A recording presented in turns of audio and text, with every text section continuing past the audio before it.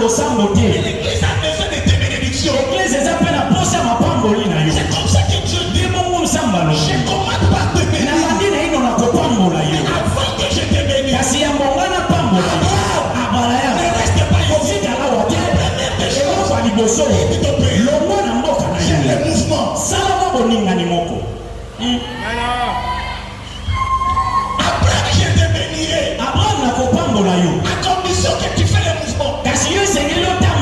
Mes frères et sœurs, on doit faire le mouvement. Toi qui travailles, allez au travail. Toi qui vends, continuez de vendre. Toi qui fais le business, n'arrêtez pas.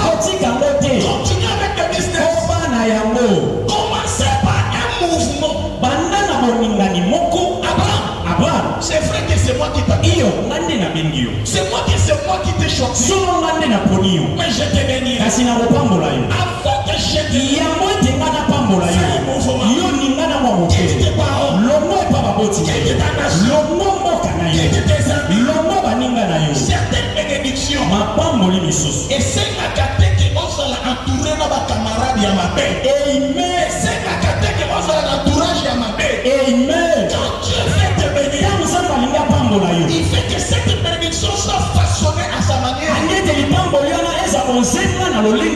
Pourquoi Dieu dit Abraham quitte le pays? Parce que s'il résiste avec ses amis pourraient dire c'est moi qui l'ai aidé, c'est moi qui l'a pistonné. Dieu ne fait pas cela. Je veux que la bénédiction d'Abraham soit 100% Jésus. La bénédiction d'Abraham soit 100% céleste. Il dit quitte le pays. Quitte ce que tu fais ici. Allez là où je t'envoie. Souvent nous ne sommes pas sensibles aux choses de Dieu. Nous prions la bénédiction. Comment ça ne vient pas? La Bible déclare. Parce que nous demandons mal. Demandons au seul objectif de satisfaire nos corps. Donc un enfant de Dieu qui cherche la bénédiction pour lui-même, il a encore un bébé spirituel. Un enfant de Dieu, un serviteur de Dieu qui cherche l'argent pour lui-même, c'est encore un bébé. Amen.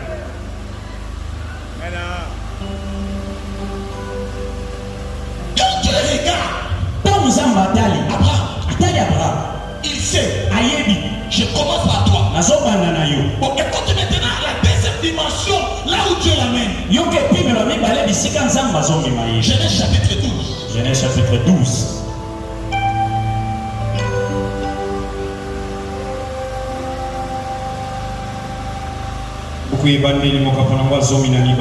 Il dit quoi? Premier, le verset premier. Commence par là. L'Éternel dit à Abraham, oui, va-t'en de ton pays, fais un mouvement de ton pays, de ta patrie, oui, de la maison de ton père, oui, dans les pays que je te montrerai. Oui. Je ferai de toi Michel, pose-moi la question. Tu sais, beaucoup de gens échouent parce qu'ils refusent d'écouter ce que Dieu lui dit. Il n'y a pas le diable dedans. Il n'y a pas de démon dedans. Il n'y a pas Satan dedans. Parce qu'on refuse d'écouter les directives de Dieu. Dieu lui dit, je te montrerai. Si je te mets à cœur de prier, si je te mets à cœur de donner quelque chose à un frère, ne demande pas un conseil à quelqu'un. Fais ce que Dieu te dit. Souvent nous échouons parce que nous écoutons beaucoup. Écoutez, je vous donne un témoignage vivant. Suivez-moi bien. Suivez-moi bien. Quelqu'un avait un fiancé. Alors, il avait son ami. Son ami là, il n'aimait pas son fiancé là. Il Dieu lui disait, il lui disait, non, ne l'aimez pas. Ah, ne l'aimez pas. Ne restez pas avec lui. Ne l'aimez pas. Mais l'ami avait une préférence. Au contraire, un tel aimé. Mais le cœur de la sœur n'était pas chaud au conseil de son ami.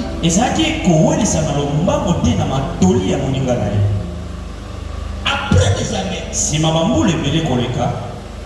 la sœur là s'est mariée avec l'homme que lui-même voulait. Des fois Dieu nous parle par les voix audibles, par le cœur. Dieu te pose des choses dans ta vie. Et ce que Dieu te pose en toi, c'est ça la volonté de Dieu. Et quand tu écoutes les conseils, à la fin, tu diras, au contraire, j'avais ça. Mais nous sommes emportés par les voix du diable. Écoutez-moi bien. Notez ça. Notez ça. Chaque personne dans son entourage, le diable injecte toujours une personne pour le désorienter. Chaque personne, le diable injecte un âme ou une quelqu'un pour le désorienter. Et cette personne doit être proche de toi. Qui peut t'influencer dans les mains. Qui est capable de changer ta position. Beaucoup de gens aujourd'hui, ils ont échoué à cause des gens.